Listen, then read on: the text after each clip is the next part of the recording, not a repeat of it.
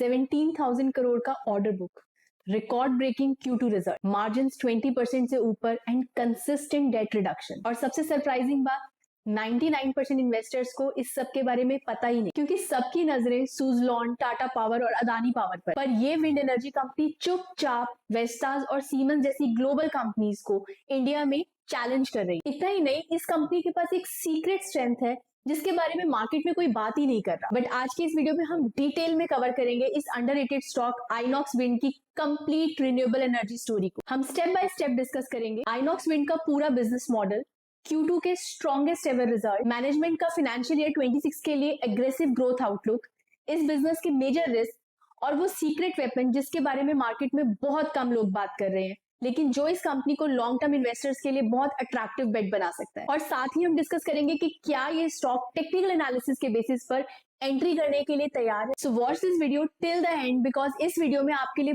बहुत सारे valuable insights हैं जो ज्यादातर लोगों को मार्केट में पता ही नहीं। और अगर आपने अभी तक इस चैनल को सब्सक्राइब नहीं किया तो इस वीडियो में आगे बढ़ने से पहले सब्सक्राइब करके बेल आइकन प्रेस करो, सो दैट हमारे सारे financial reviews and market update सबसे पहले आप तक पहुंचे। लेकिन पहले एक वार्निंग, 2015 में इसी कंपनी का स्टॉक 121 पे लिस्ट हुआ और 2020 तक गिरते गिरते ये 4 रुपए पर आ गया। शेयर होल्डर्स ने अपना 96% पैसा इस स्टॉक में गवा दिया। तो फिर आज कैसे ये कंपनी वापस आ गई?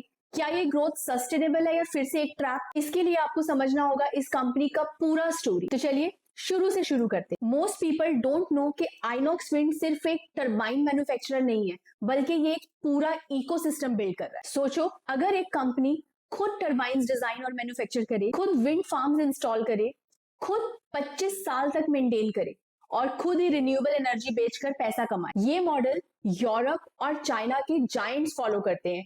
इंडिया में आइनॉक्स विंड या शायद एक दो और कंपनीज ऐसी हैं, और यही इसकी सबसे बड़ी स्ट्रेंथ है, क्योंकि जब आप पूरा का पूरा वैल्यू चेन कंट्रोल करते हो, मार्जिन्स आपके हाथ में होते हैं, क्वालिटी आपके हाथ में होता है, रिकरिंग रेवेन्यूज आपके हाथ में होते हैं। क्विकली आइनॉक्स विंड का बिजनेस मॉडल समझ लेते हैं। Inox Wind 4 major business verticals में ऑपरेट करती है। पहला, manufacturing. It manufactures wind turbine generator components such as nacelles, hubs, rotor blade sets and tubular towers. Maximum components खुद बनाने की वजह से मार्जिन स्ट्रॉन्ग रहते हैं और कॉस्ट कंट्रोल उनके हाथ में होता है। Second, EPC services, land identification, wind assessment, land development, power evacuation infrastructure, turbine installation, यानी विंड फार्म को ग्राउंड से ऑपरेशनल बनाकर देना। थर्ड, ओएनएम सर्विसेज, जिसमें ये अपनी सब्सिडरी आइनॉक्स ग्रीन सर्विसेज के through long term maintenance contracts लेता है। इससे रिकरिंग रेवेन्यू आता है जो बिजनेस को स्टेबिलिटी देता है। फोर्थ, प्रोजेक्ट डेवलपमेंट, एसपीवीज के थ्रू अपने विंड एसेट्स डेवलप करना, जिससे लॉन्ग टर्म ओनरशिप और प्रिडिक्टेबल कैश फ्लोज मिलते हैं। इन सब के कॉम्बिनेशन से Inox wind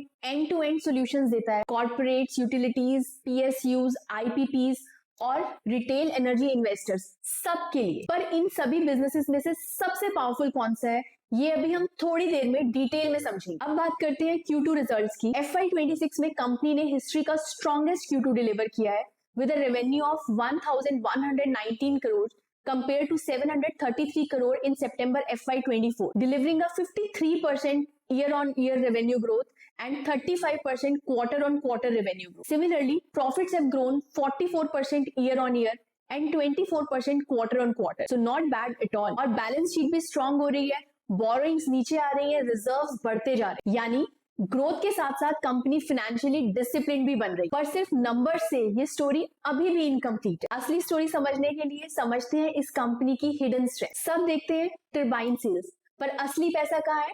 operations and maintenance business में। मैं आपको समझाती हूँ कैसे। जब एक कंपनी विंड टरबाइन लगाती है तो उसकी लाइफ होती है 25 ईयर्स। हर साल उसको मेंटेन करना पड़ता है, repairs, parts replacement, monitoring, efficiency optimisation. और आइनॉक्स विंड के पास इसके लिए एक सब्सिडरी है, INOX green energy services, in which Inox Wind has 56% stake. The current asset portfolio of this company is more than 13 gigawatts, and this is the business with 50% EBITDA margin.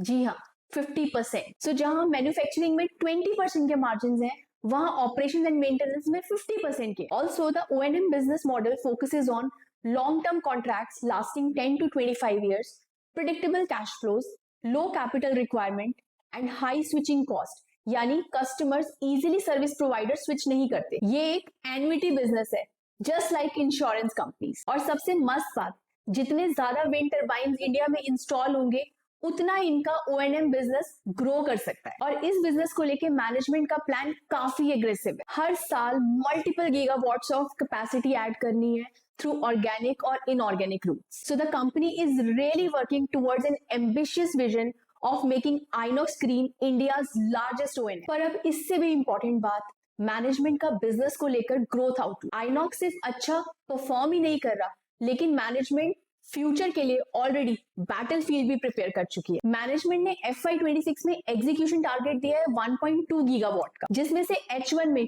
400 megawatts already achieve हो चुका है। पर सिर्फ 400 megawatts, target तो 1200 megawatts का है। इस पर मैनेजमेंट ने ये एक्सप्लेन किया है कि H1 विंड एनर्जी बिजनेसेस के लिए स्लो क्वार्टर होता है, क्योंकि मॉनसून्स में कंस्ट्रक्शन स्लो हो जाता है। लेकिन Q3 Q4 में 70% एग्जीक्यूशन अचीव किया जाएगा। मतलब H2 में एग्जीक्यूशन मैसिव होने वाला है। और order book already more than 3.2 gigawatt के ऑर्डर्स कंफर्म्ड है कंपनी के पास। नेक्स्ट 18 to 24 मंथ्स के लिए ऑर्डर विजिबिलिटी एकदम क्लियर है, यानी ऑर्डर्स की कोई टेंशन नहीं है एज सच। पर कंपनी अब एक और नई स्ट्रैटेजी पर काम कर रही है, लॉन्ग टर्म फ्रेमवर्क एग्रीमेंट्स। मतलब पहले प्रोजेक्ट बाय प्रोजेक्ट ऑर्डर्स मिलते थे, पर अब कंपनी फोकस कर रही है मल्टी ईयर कॉन्ट्रैक्ट्स लॉक करने पर। This will further increase business predictability to next level. 200 crore का केपेक्स भी प्लान्ड है, जिससे नया blade and tower manufacturing unit लगाया जाएगा। इसी के साथ मैनेजमेंट ने FY27 के लिए 2 गीगावाट एग्जीक्यूशन पर ईयर का टारगेट दिया, मतलब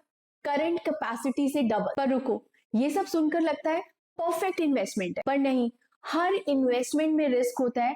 आइनॉक्स विंड में भी है, और बिना रिस्क समझे कभी इन्वेस्टमेंट करना ही नहीं है। रिन्यूएबल एनर्जी स्पेस का पहला रिस्क है dependence on government policies. Although industry mature हो रहा है, government also has given aggressive targets for renewable energy space, but any change in government policies can have significant impact on the growth of companies working in this sector. So we have to keep our eyes open. Second risk, execution complexity. Wind projects massive होते हैं, land acquisition, grid connectivity, logistics, everything is damn complex. और अगर execution delay हुआ तो margins impact होंगे. Third risk, commodity prices. Steel, copper, composites, which are used as raw material, इनके prices fluctuate होते रहते हैं, which directly puts pressure on profit margin. Fourth risk, valuation expectations.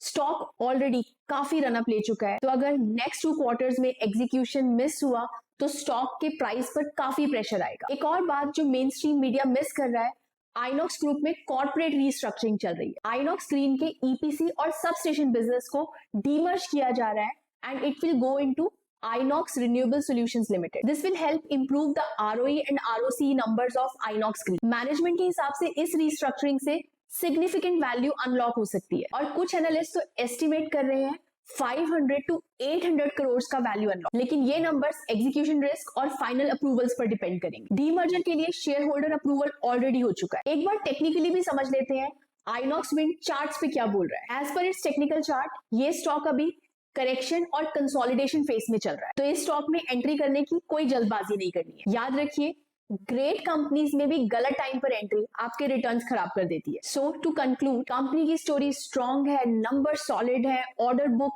Packed है, sector में tailwinds भी हैं, बस हमें सिर्फ टेक्निकली थोड़ा सा पेशेंस के साथ वेट करना है। पर एक बात क्लियरली समझ लो, ये वीडियो कोई स्टॉक टिप नहीं है, बट एक रिसर्च प्रेजेंटेशन। मेरा काम है आपको फैक्ट्स प्रेजेंट करना, एंट्री एग्जिट के डिसीजंस आपके हाथ में। अगर आप टेक्निकल ट्रेडर हो तो चार्ट्स देखो, सिग्नल्स का वेट करो, और अगर आप फंडामेंटल इन्वेस्टर हो तो वैल्यूएशंस देखो, इंडस्ट्री कंपैरिजन करो, फिर अपना डिसीजन लो। तो अगर आपको ये रिसर्च बैक्ड एनालिसिस वैल्यूएबल लगा और आप चाहते हो कि मैं ऐसी डीप डाइव्स आपके सामने प्रेजेंट करती रहूं बिना हाइप, बिना बायस, तो आप 3 काम करो। पहला, वीडियो को लाइक करो ताकि YouTube को ये सिग्नल जा सके कि क्वालिटी कंटेंट को फर्दर ऑडियंस को भी पुश करना है। चैनल को सब्सक्राइब करो, क्योंकि नेक्स्ट वीडियो में हम एक और ऐसा ही इंटरेस्टिंग स्टॉक अनकवर करने वाले हैं। और मुझे कमेंट में ये बताओ कि आइनॉक्स विंड एक बुलिश अपॉर्चुनिटी है या रिस्की बेट, बट रीजन के साथ बता। I will see you soon in my next video.